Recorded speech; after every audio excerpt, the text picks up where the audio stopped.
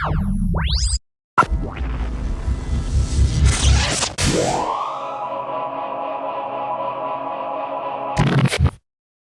Trekkies, I'm Linda Pages. Welcome back to my YouTube channel. If you follow me on TikTok or Instagram or any social media, you know that Captain Catherine Janeway is my favorite fictional character in any media ever. So today I thought we would talk about her top 5 most controversial decisions that she made throughout the course of Star Trek Voyager. Now I am always Team Janeway, but she made some decisions that people like to argue about, so I thought we would talk about them. And I will tell you what I would have done if I were in her position. Let's start off with the pilot episode of Voyager, Caretaker. Captain Janeway decides to strand Voyager in the Delta Quadrant by destroying the array and saving the Ocampa from the Kazon. I would have done the same thing, but I wouldn't have done the same thing because I've never understood, and they don't really explain very well, why they couldn't have somehow rigged the array so that it would have been destroyed as soon as it sent them back. Like, whatever it would have had to have done to send them back to Alpha Quadrant would have triggered it to have been destroyed. So they both could have gone home and also destroyed the array to save the Ocampa from the Kazon. They don't really explain why they didn't do that. Or they could have left something on it that would have been exploded after it sent them back. I think maybe it was just the fact that they wanted the peace of mind, like they wanted to see that it exploded to be sure that it did, so they didn't like not know what happened. So they didn't not know what happened, like just in case it didn't work. But they don't really explain why they couldn't have done that. So that's actually what I would have done. But yeah, if it only came down to the two options of use it to get back home or save an entire species of alien, I would have saved the Ocampa. So I think she was right. Although it sucked to be stranded. But also they got all these amazing adventures, and they got to make first contact with all of these species in the Delta Quadrant. They got to explore this region of space that had never been explored before. So I think it worked out for the best. All right, number 2. We knew this was coming. Possibly Captain Janeway's most controversial decision. Maybe one of the most controversial Star Trek episodes, period. Widely debated. You already know my feelings on this if you follow me anywhere else. Tuvix. Hashtag bye-bye Tuvix. She was right. Yeah, that's it. She was right. But obviously, this is a way more complicated issue than just right and wrong. Should he be split or should he stay as Tuvix? I would have done the same thing that she did. But there's a really strong argument for why that shouldn't have happened. I just think that the argument for why it should have happened is stronger. I'm taking a utilitarianism perspective here. That's the philosophical viewpoint that I'm applying to this situation. Utilitarianism tells us that the right decision is the one that causes the maximum amount of happiness for the maximum amount of people. And therefore, by splitting Tuvix back into Tuvok and Neelix, that was causing more happiness for the people of Voyager and also for Tuvok's family when they got back to Earth. Can you imagine having to explain that to them? I wouldn't want to do that personally. So yeah. Also Tuvix hitting on Kes was kind of weird. I could kind of get why that happened, but also yeah. It would have sucked to be in that position. There really is no like right answer there. But yeah, I still would have done what she did. And I think if that had happened immediately, I don't think anybody would have had an issue with it. Like, if they could have separated them immediately, they would have done it, and this wouldn't be controversial at all. I think it was just the fact that he was able to kind of have a life on Voyager, and then it took them like weeks to figure out how to do that.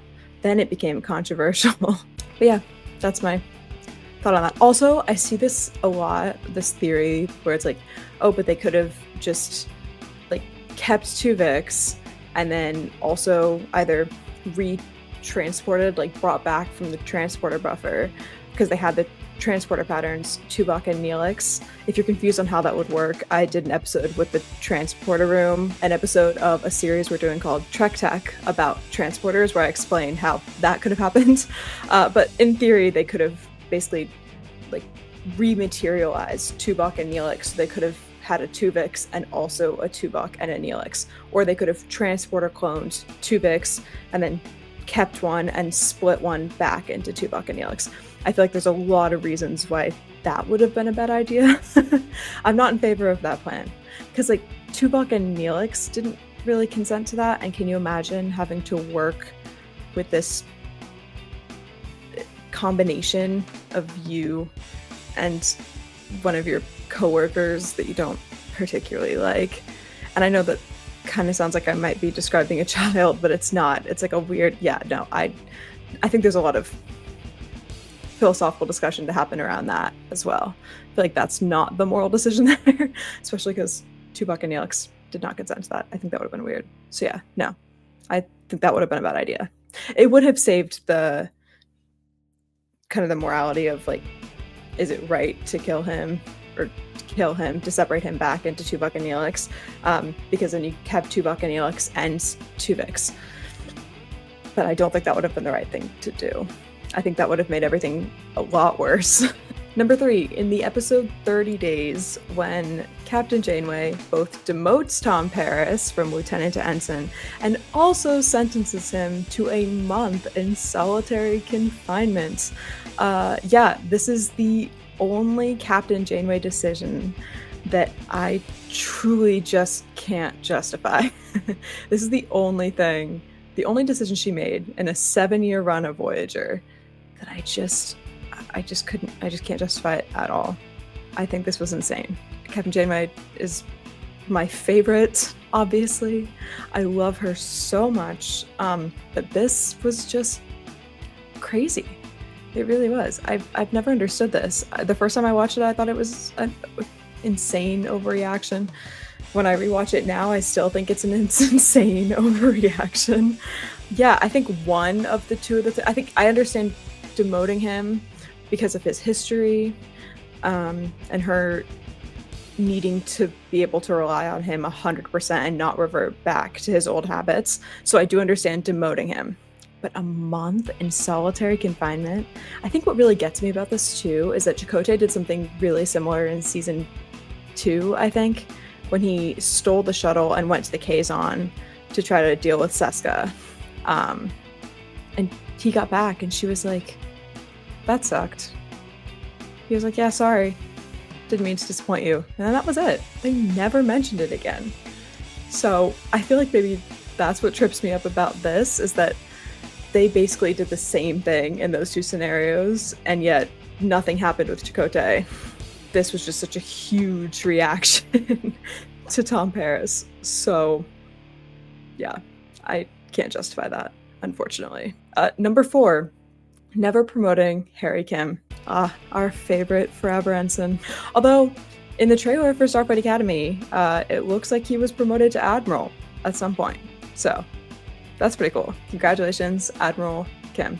Yeah, again, she should have promoted Harry Kim. I think that when she re-promoted Tom Paris after demoting him, instead of re-promoting him back to lieutenant, she should have promoted Harry Kim to lieutenant. I think that would have made more sense. And I'm not really buying the writer's defense of this, of like, oh, well, someone had to be the ensign. Did they?